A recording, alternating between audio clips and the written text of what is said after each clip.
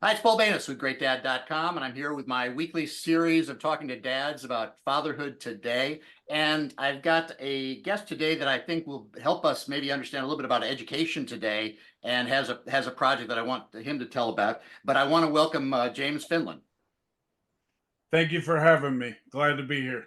Yeah, so James, you're an educator. You've been educating and coaching kids for 20 years, so you bring a bulk of experience to this. And first of all, let's talk about the project that you've been working on. You were a teacher, and then you've been working on school apps today. Tell us a little bit about what that challenge is and what you're trying to address with school apps today. My experience as a teacher showed me that there's a lot of children struggling in the traditional educational system. And I found my gift is helping them to see the opportunities they have every day. They might not identify with algebra or understand how that applies to their life, Right. but I can help them to see that improving time management skills, communication skills, strengthening that muscle of self discipline. Just do it, even when you don't feel like it. When they see it through that lens, it gives them a better understanding of how it applies to anything that they want to do in life. If you want to be a professional, successful YouTuber and sustain that success, then you got to be organized. You got to be well managed, and you got to have self discipline. You have to do the hard work even when you don't feel like it. So, my journey in technology with school apps today and the Gap app is trying to provide a framework for parents and their children. Parents first, because before anything, it's about modeling. I, Mhm. I firmly believe that the most effective form of teaching is modeling. And once a parent steps into that role and picks a few key points to, first of all, communicate by example, and then that opens the door to a better conversation with your child and getting them to not only see what you want them to do, but open their ears to really listen because they see you working at that as well. So are you developing, do you develop programs for schools to use or a framework for parents to use or a combination of the two? My journey over the past 10 years has been positioned more for schools. Hmm. And that was a rewarding project to an extent. You know, in today's world, schools have social media that they use, they Yeah. have Blackboard, Power School. And so we were building these apps alongside of those, and they were primarily communication based. Parents could log in, check their child's grades. However, I'm more interested in creating tools that help really move the needle for individuals. To me, as an educator, taking that methodology I learned, writing lesson plans and objectives and executing with students and helping them better their lives, I wanted to try to bring that to technology. And technology is really something that can help expedite, those benefits, give you an efficient system to make sure you stay focused on the right things. And alongside that, I think that I like to encourage not only dads, but families and children to try to take a break from social media, take a break from these different apps that are so easy to give your attention to. And if I'm going to say that, I want to have an alternative. If you're going to break a Right. bad habit, let's replace it with a good habit. So we're going to leverage technology in that way, give them something to fill the gap, to plug the hole. Okay. So that's the idea between the upcoming Gap app that's coming out. Is that coming out this year? Yeah, so I really want my audience to participate in that process with me. So by joining that email list, you'll basically be coming along for the ride, and you'll be a big part of the journey. I would like to get feedback along the way. I would like to test things. And I've tested a lot of these tools throughout my journey as an educator and coach. However, moving forward, I want to engage an audience in this process. So I'm not putting a deadline on it. Paul, I really just want it to be a team project, something that really moves the needle for dads, families, and children. Can you give us a teaser of a tool or two that's within that you'd consider in the app to kind of fill the gap? Yeah, yeah, absolutely. I think the concept of accountability partnerships is so powerful. Mhm. And that could look like a father and son, once a week carving out some time to just share your wildly important goal. What is the one thing you're trying to do personally or professionally? And go ahead and write it down, verbalize it. Now, how did it go last week? What are you going to change the upcoming week? Just going through that process helps you to, I like to say, set your GPS. When you verbalize your goal and you repeat it, you memorize it, now you start picking up opportunities throughout the week. You start to recognize more opportunities to help that goal become a reality. It's really an unconscious process. You probably heard the law of attraction, very fancy sounding stuff, but really it's committing to a goal in your mind and certainly verbalizing it, repeating it, thinking about how it's going, how you can make adjustments. This really helps you to pick up things that can help you, and certainly identify people that can help you as mentors and people you can create some win situations with along the way. So, this accountability partnership, just that one thing has multiple benefits. Yeah, And certainly, I love that idea. I mean, I think you can really do that at different levels for different ages of the kids. Like, it doesn't have to be like an adult kind of accountability partner. It can be something really small. Like for us, it was no phones at the table. That was a kind of thing that we started. We try to eat together at least once a day. We created this rule: no phones at the table. And the kids would call us on it. Call mommy and daddy on it as often, or far more often actually than we'll call them on it. And they're 19 and 23 now. And even last night we were having dinner, and there was at least one time somebody said, "Turn that phone over." So I mean, I think that's great, and kids really respond well to that shared responsibility, knowing that mommy and daddy are fallible in some certain human way, and that they can actually parent mommy and daddy from time to time. yeah, I agree 100% with you. And just that humility, being Yeah, humble and humility. saying, Yeah, I love look, that word. Yeah, we all make mistakes. Nobody's perfect, but let's really make an effort to improve and let's do it together. yeah. Yeah, I do that with my 23-year-old daughter. I try to do 100 push-ups every 2 days. So, whether she responds or not, I always text her when I get my push-ups done. And I know that if I miss a day, maybe she won't even notice at all. But in the back of my mind is she waiting for for me to tell her that I'm still on the push-up wagon? Yes. It keeps Yeah, me going.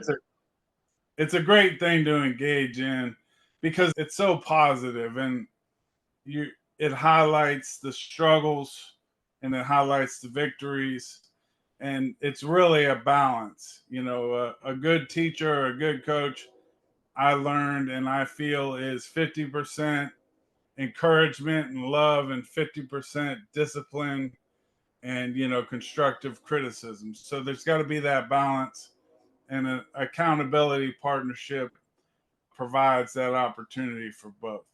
Yeah, and that kind of fits into your philosophy of or I guess your distinction, or maybe the comparison or integration of team and family, right? I know you talk about that, and I think that's a really interesting framing of the family dynamic. Yeah, that's the life game. It occurred to me throughout my career how similar the two are. You have to be able to work with people, and working with people, we're interdependent on each other for our success in this world and five guys on the basketball floor. It's the number one thing. Can you listen effectively when somebody else is telling you something? Or are you just trying to formulate your response? Are you really listening to understand? Are you communicating? Are you sharing? There's so many things that go hand in hand between the two. So I think it's a great teaching tool for anybody who's been involved in sports or understands sports. It's a great way to illustrate the concepts that are so important. Do you think that it helps men to understand fatherhood in a different way by putting it into the context? Because I think quite often guys and just family women in general too get confused over what they think is the way to parent. Like quite often it's like a top-down management structure. You know, I'm the king and I've got my queen next to me and we're going to tell you little peons what to do every day. And that's, I mean, that, not only is it old-fashioned, but it doesn't really work. And your team concept kind of changes that whole dynamic. But do you think that there are still a lot of men who are looking at it that kind of that old-fashioned way, and this helps them visualize it in a different way? Yeah, certainly. I think so. I think so.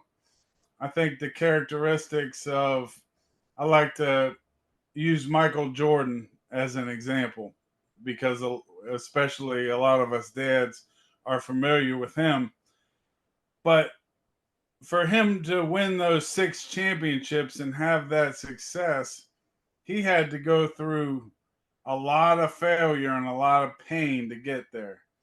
You know, for 7 years, the Detroit Pistons would knock him to the ground every time he came into the paint. So for him to have that success, he had to go through a lot of pain, a lot of failure, and that's what drove him to be that 6-time champion. So looking at it that way, we can see how valuable failure is. If we look at it the right way, let your struggle become your strength. So there's a very clear illustration with Michael Jordan. And, you know, he was always leading by example, especially at practice.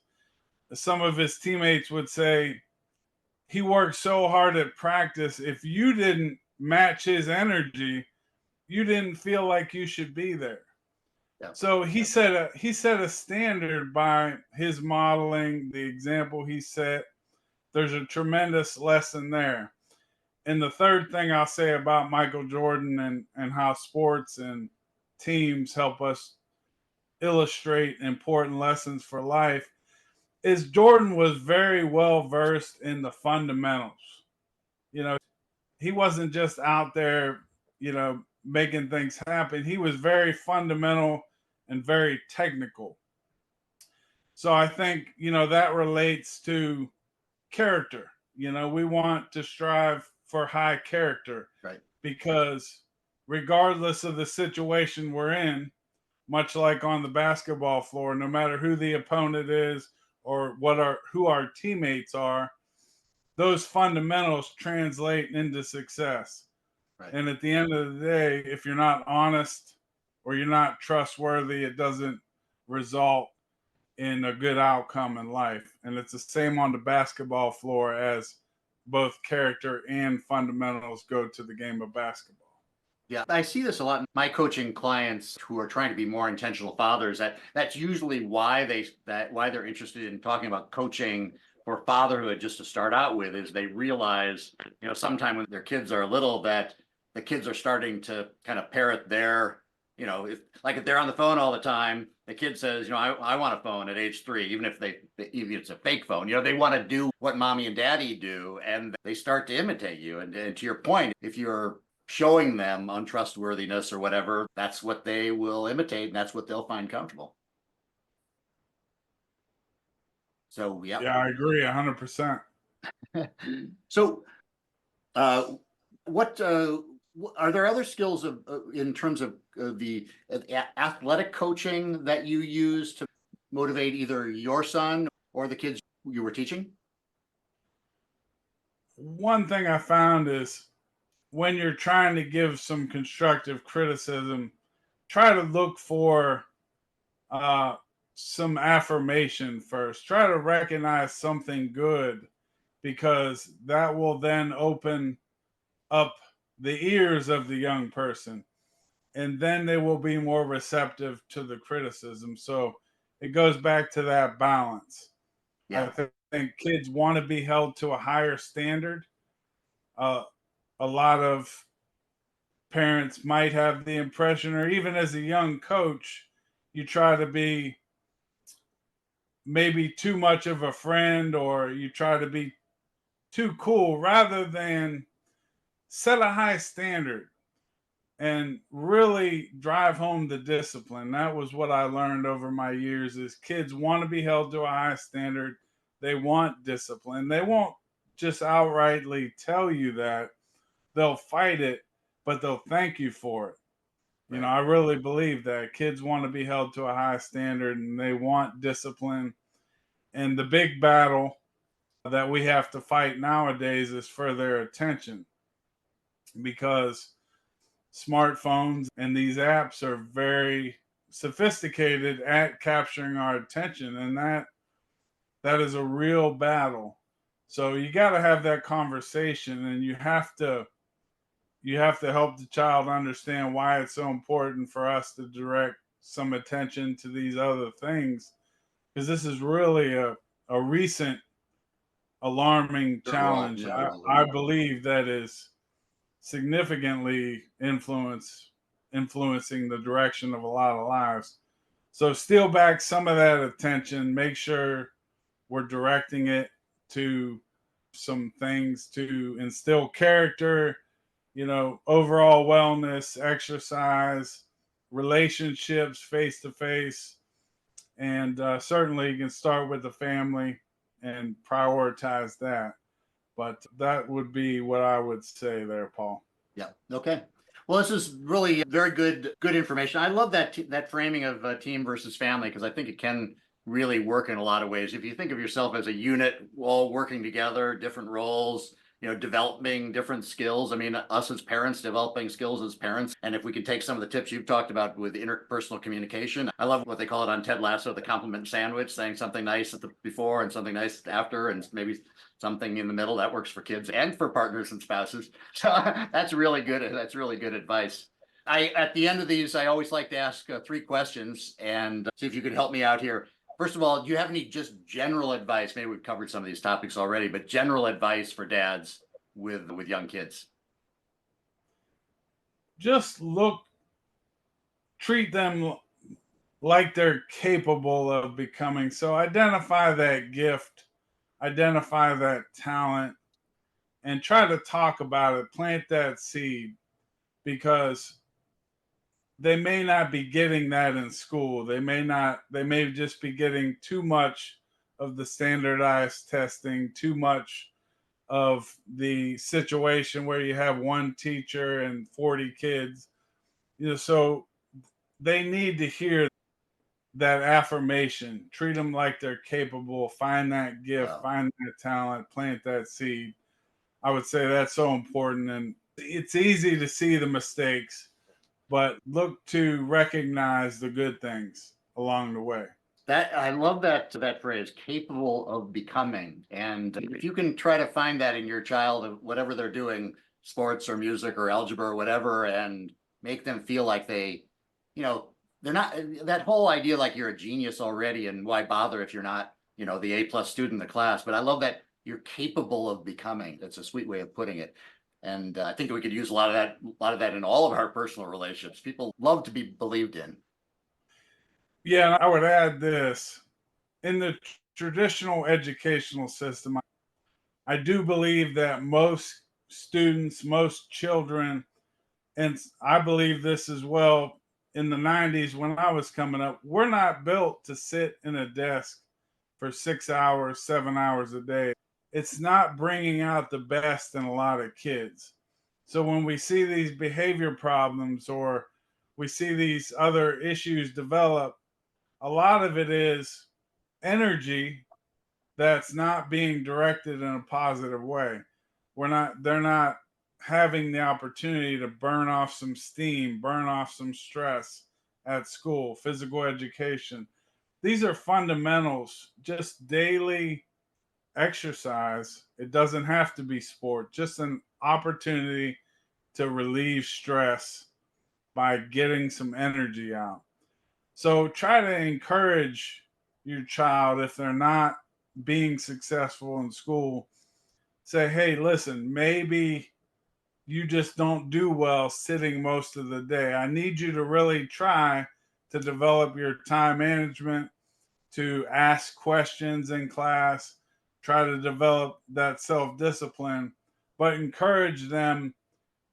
Once you get out into the real world and you work with your hands and you're up moving around, you're probably really going to shine. I think it's easy for kids to feel defeated or to feel like they're not cut out for it because they're in a system that doesn't work for them. And I think that's the case with most kids in the traditional system. Yeah. Yeah. Good. Then the other question is, do you have a suggested mantra that would help dads, get through the day or get through the frustration or maybe remember some of the things that we've been talking about? That's a good question. That's a good question. I would say just remember the Surgeon General, just in 2023, this year, said we're in an epidemic of loneliness and isolation. Mm-hmm. He said we are in an epidemic. And if we don't address it, then we'll continue to splinter and divide until we can't stand as a nation. Everything we've talked about and the encouragement and the modeling and the technology that we need to scale back, all these things factor into a big picture for your child down the road. And you want them to have these skills, you want them to have this philosophy and develop this approach because the outcome could be loneliness and isolation as it is for so many people. We need deeper connections, not just superficial, scratch the surface, but deeper connections. So start to develop that. Make sure that you have somebody to count on and your child has somebody with you, and start there. So I think that's really important. It is an epidemic, and I see it in schools, mental health. These things are lurking, and let's be proactive. Yeah. Well, maybe it is as simple as just keeping that word connection. Like when you're with your kids, thinking like, how can I connect? Whether that's with a baby or with a 12-year-old son, is rather than passively going through and seeing what will this interaction bring, how will I react? How will I go crazy or will I walk out of the room or whatever? But be striving toward that connection. What questions can I ask? What affirmations can I find? What is my child capable of becoming? How can I foster that? The sweet message. And it takes us intentionally setting aside some time to think through. Yeah. Let's plan to be successful with that. Let's be intentional about those questions. I love what you said about asking questions, because with questions we can really plant seeds and get children to think on a little bit higher level and think a little bit better, and they'll start to figure out those answers if we lead them with questions. Yeah, that's beautiful. And then finally, is there a challenge that you could give dads for the upcoming week? Something that they could think about every day, or something that they could shoot for during the week to have a better relationship with their family and with their kids? So I would say, and I need to do a better job of this myself, but We all do. yes, I would say, pray about it. Uh-huh. Pray about it and be intentional with your prayer in terms of, I like a goal. I want to have a better relationship with my child or my family. I know I need to do a better job of this, and just repeat it. It's just the same concept we discussed with goals, and then there's a lot more to it, but it's that simple concept of take time, be intentional about planning and identifying those things we want to get better at. And, certainly with faith, there's a lot more that factors in.